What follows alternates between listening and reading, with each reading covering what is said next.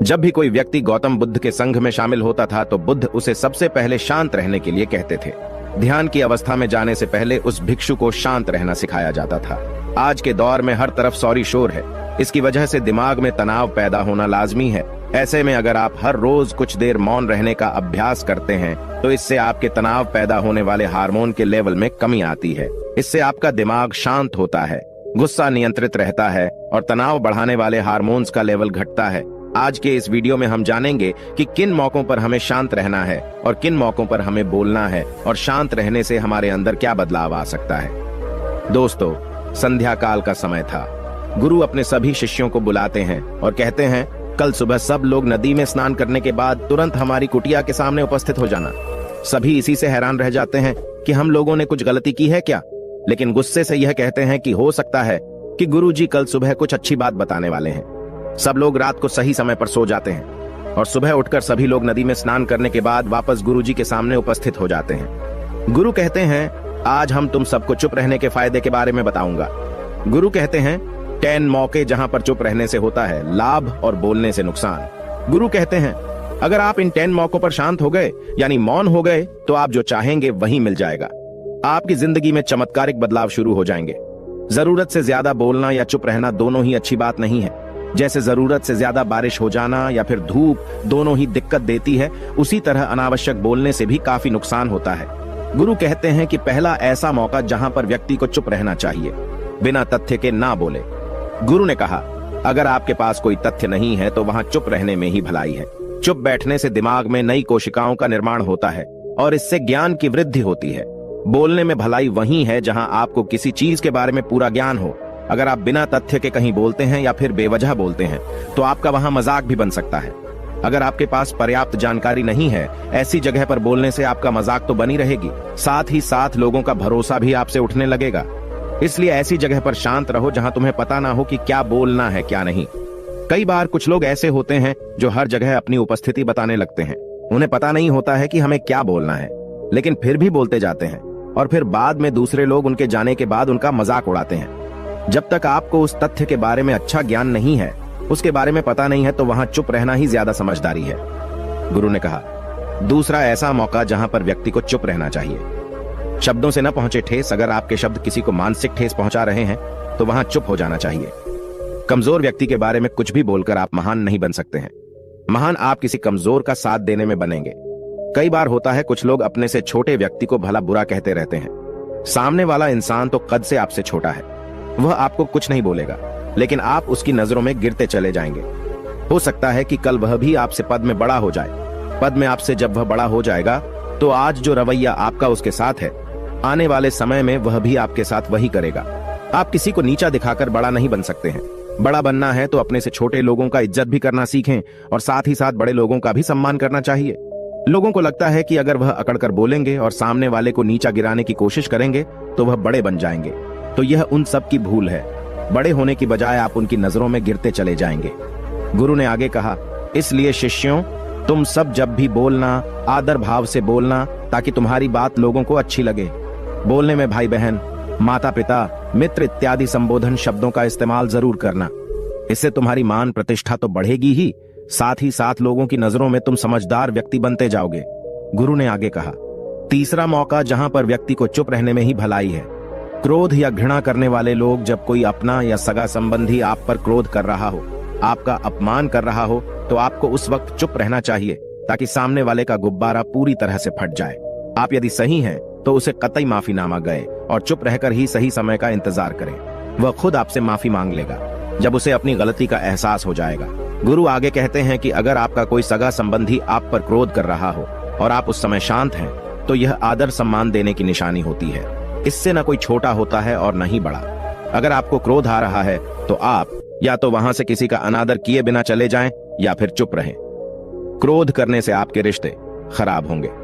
क्रोध करने से हमेशा क्रोध करने वाले व्यक्ति का ही बुरा होता है। गुरु आगे कहते हैं कि एक बार की बात है, एक सांप जंगल से भागते हुए किसी राजा के घर में पहुंच गया। लोगों ने छेड़खानी की तो वह बहुत ही गुस्सा हो गया, जिससे घर में जो तलवार पड़ी हुई थी उसी को लपेटकर कसने लगा और धीरे धीरे उसका पूरा शरीर कट गया। ठीक उसी प्रकार हमारा गुस्सा भी हमारे शरीर को तलवार की भांति काटता रहता है। गुस्सा ध्यान से खत्म होता है प्रतिदिन। अगर आप ध्यान की मुद्रा में बैठे हैं तो आपका गुस्सा आपके नियंत्रण में रहेगा। गुरु आगे कहते हैं कि यह तरीका है कि आप प्रतिदिन ध्यान का अभ्यास करें। इससे आपके शरीर में जो हार्मोन्स गुस्से को बढ़ावा देते हैं वह सब तुम्हारे नियंत्रण में रहेंगे, जिससे शरीर गुस्से पर आसानी तुम्हारा से काबू पा लेगा। लेकिन एक तरीका यह भी है कि जब भी आपको गुस्सा आए तो आप यह समझने का प्रयास करो कि क्या मेरा गुस्सा जायज है या नहीं, हमें वहां पर बोलना चाहिए कि नहीं। जब आप खुद इस बात का आकलन लगा पाएंगे तो आपको खुद पता चल जाएगा कि हमें गुस्सा करना चाहिए या नहीं। फिर भी आपको गुस्सा आ रहा है तो आप वहां से हटने का प्रयास करें, वहां से दूर चले जाएं। धीरे धीरे समय के साथ आपका दिमाग शांत हो जाएगा। गुरु ने कहा, चौथा ऐसा मौका जहां पर इंसान को बहुत ही समझदारी के साथ काम लेना चाहिए। वहां पर आपको चुप रहना ही चाहिए जहां पर उस मुद्दे से आपका कोई संबंध ना हो।